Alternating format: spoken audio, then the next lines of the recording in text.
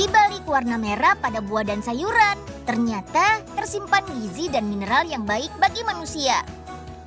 Mayoritas dari mineral mereka berfungsi sebagai anti radang maupun sebagai pencegah sel kanker di dalam tubuh. Nah, Unyil akan keliling nih mencari inovasi buah dan sayuran berwarna merah yang dapat teman-teman konsumsi setiap hari. Dari buah naga sampai dengan paprika. Zat apa ya yang terkandung dalam buah dan sayur berwarna merah menyala itu? Lalu bagaimana cara mengolahnya hingga menjadi santapan yang lezat? Saksikan laptop si Unyil hari ini ya, check it out!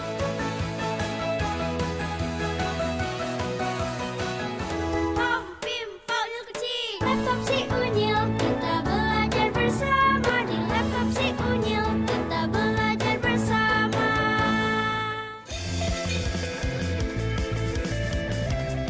Kita ke pabrik selai stroberi yuk. Tuh, buah stroberinya masih segar-segar. Selai stroberi yang dibuat di pabrik ini memang terbuat dari buah stroberi asli. Jadi, dijamin enak dan menyehatkan. Setiap hari pabrik ini memproduksi lebih dari 60 ton selai dari aneka jenis buah-buahan. Dan yang paling favorit adalah selai dari buah jeruk, aprikot, dan stroberi ini. Semua selai ini nggak cuma dipasarkan di dalam negeri saja loh, tapi juga diekspor ke 40 negara di 4 benua. Wow, keren! Oh iya, lokasi pabriknya ada di kota Gaziantep, kota terbesar di bagian tenggara Turki, yang berbatasan langsung dengan negara Suriah. Selain terkenal dengan masakannya yang enak-enak, kota Gaziantep juga menjadi salah satu pusat industri makanan terbesar di negara Turki. Siapa sih yang gak kenal baklava? Jajanan manis yang satu ini asalnya dari Gaziantep loh. Terbuat dari kacang pistasio atau disebut juga kacang Antep.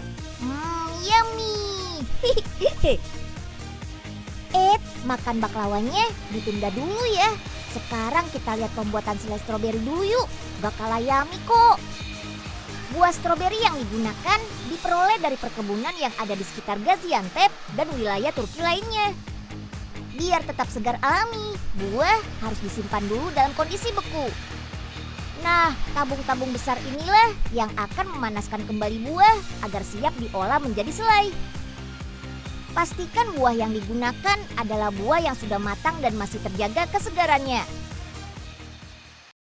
Stroberi adalah jenis buah yang kaya akan vitamin C. Buah ini diketahui berasal dari benua Amerika dan sudah menyebar hingga ke seluruh dunia dengan berbagai jenis dan varietasnya.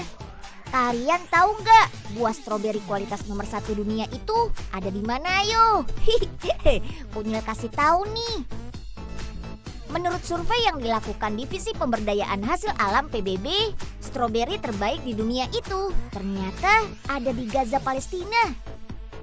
Tepatnya di Beit Lahia, daerah subur yang dekat dengan wilayah konflik Israel-Palestina. Para petani di Beit Lahia biasa memanen stroberi dengan ukuran lebih besar dan lebih manis. Kualitasnya jauh banget deh dari stroberi yang ada di Indonesia. Tapi buah stroberi dari Beit Lahia ini susah kita dapati di luar Palestina karena adanya pembatasan ekspor dan perdagangan yang dilakukan oleh Israel. Wah, sayang banget kan? Karena kaya akan vitamin C, buah stroberi sangat bagus untuk menjaga daya tahan tubuh kita agar tidak mudah sakit.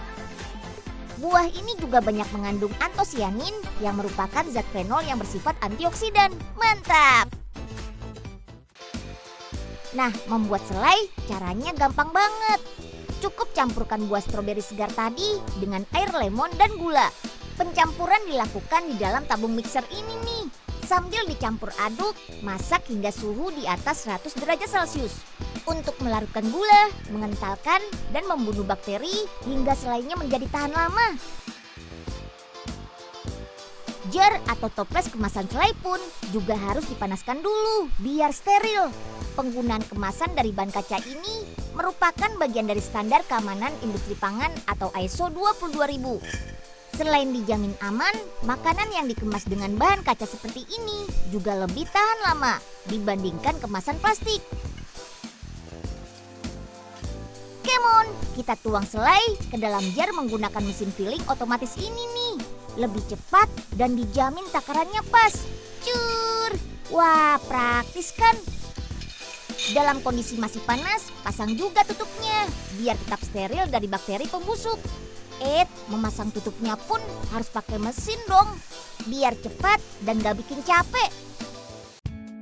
Selai memang tidak bisa dipisahkan dari kehidupan masyarakat Turki.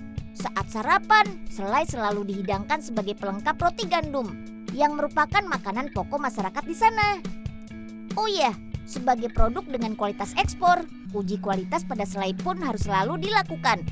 Di antaranya uji cita rasa, keasaman, dan juga tingkat kekentalannya.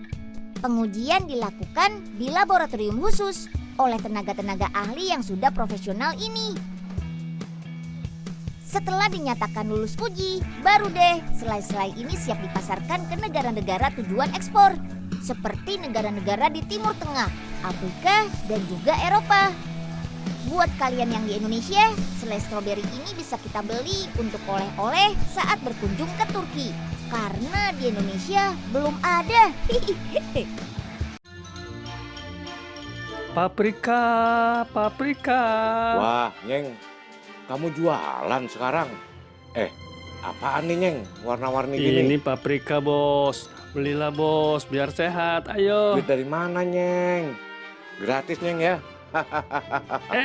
Jangan, Bos. Nanti gimana setorannya? EOP. Emangnya Oga pikirin?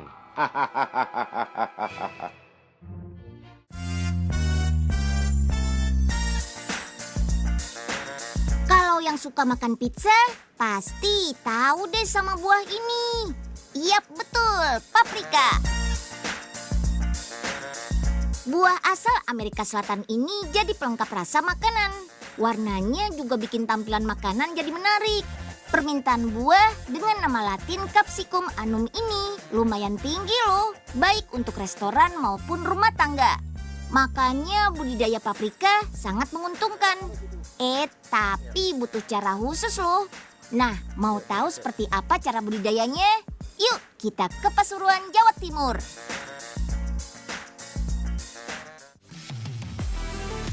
Unyil sudah di Dusun Kumbo, Kecamatan Tutur, Kabupaten Pasuruan, Jawa Timur. Daerah ini berada di ketinggian ideal untuk budidaya paprika, sekitar 1000 meter dari permukaan laut. Wih, kelompok tani paprika Senda lagi panen paprika tuh. Beh, hasilnya banyak banget ya. Ada 3 jenis paprika yang ditanam di sini. Paprika hijau, kuning, dan paprika merah.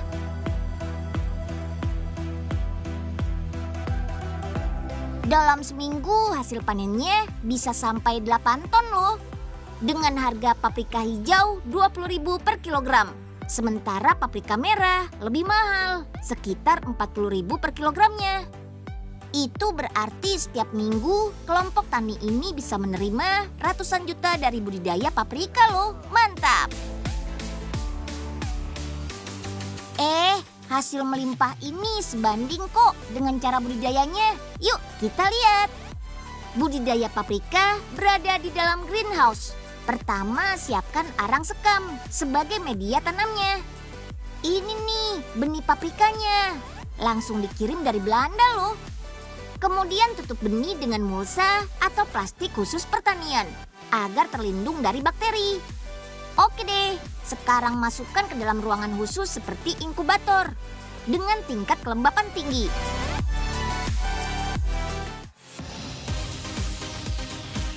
Setelah 1 bulan, hasilnya seperti ini. Harus kita siram sehari 3 kali ya. Makin panas cuacanya, makin butuh banyak air. Nah, biar nggak kekurangan air, kelompok tani ini pakai cara irigasi tetes.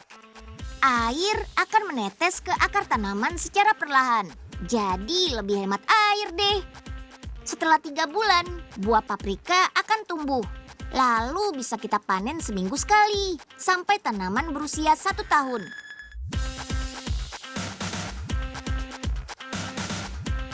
Oh iya, buah paprika jenis tanaman merambat.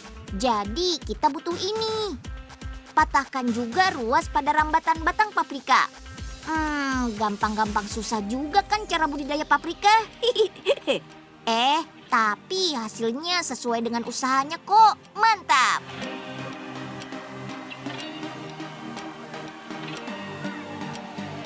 Oh iya, walaupun satu keluarga dengan cabai, paprika tidak pedas.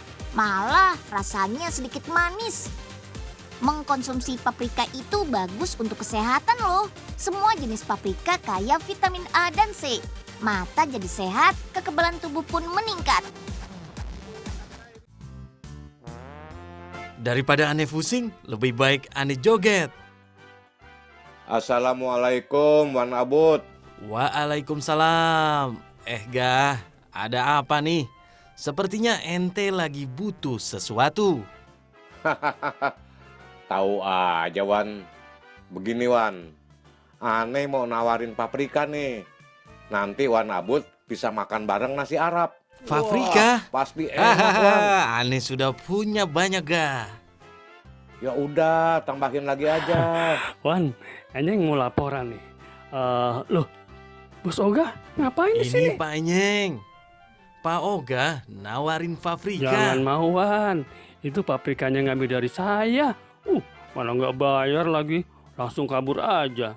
Loh, berarti yang punya nih paprika Wan Abud? Iya, rasain. Astagfirullah gagah. Gimana ente mau kaya? Kalau cari fulusnya nggak bener. Sini balikin paprika aneh. Apes. Awas kamu ya Nyeng. Sekarang kita langsung masak saja nih paprikanya. Bersama Chef Amang dari salah satu resto Meksiko di Jakarta. Oke Chef, langsung mulai saja masaknya. Pertama paprika dipotong-potong memanjang seperti ini. Jangan lupa juga potong bawang bombaynya ya. Sip, semua paprika dan bawang bombay sudah dipotong. Sekarang siap kita masak nih.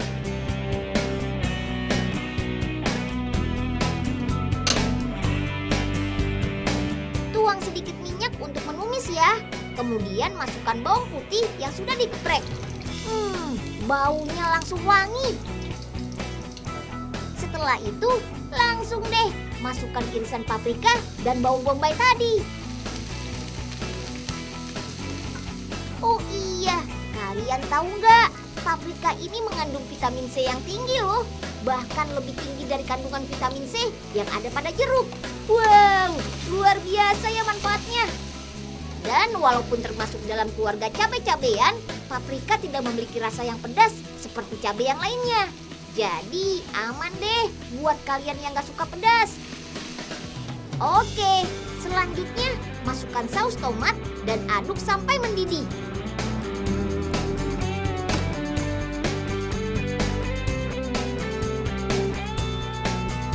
Setelah itu tambahkan garam dan tabasco agar lebih mantap. Yang terakhir, masukkan sedikit air dan tunggu hingga mendidih.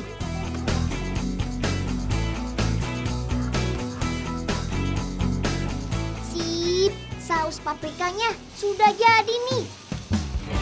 Selanjutnya, kita goreng corn tortillanya ya. Cara menggorengnya cukup unik nih. Corn tortilla dicetak menggunakan cetakan kayu dan dilipat seperti ini.